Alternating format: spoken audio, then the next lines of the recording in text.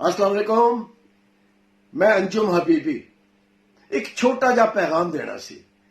जी शुक्रिया। ओ काका, ओ भाई, ओ बीबा, घर बह जा, घर चल। ओ भैन मेरिए, ओ धीरानी, ओ मां, घर बह जा, घर चल। बाहरों कोरोना खड़ के घर एवें मर ना जाना। ओए फुल्लां जही हजाती पा के जिंदड़ी हर ना जाना। ओए 100 गल्लां दी इक्को गल, घर बह जा ते घर चल। चोई जी, ओ मलक जी, अपने हथ नू रोको। ओए महल महाने, बूहे बारियां, अपनी छत नू रोको।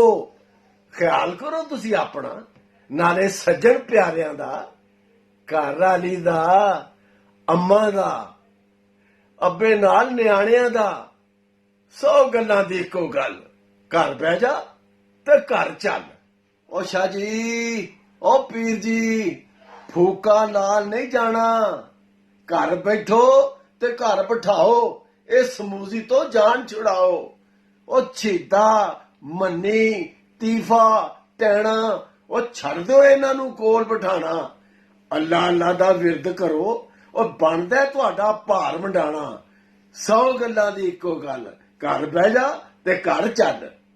इन्ना भार नहीं पाउंदा अल्लाह, जिन्ना चुक सके ना बंदा।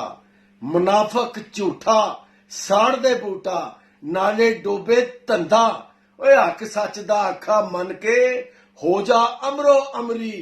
फिर ना आखी पता नहीं लगा, होनी चमड़ो चमड़ी।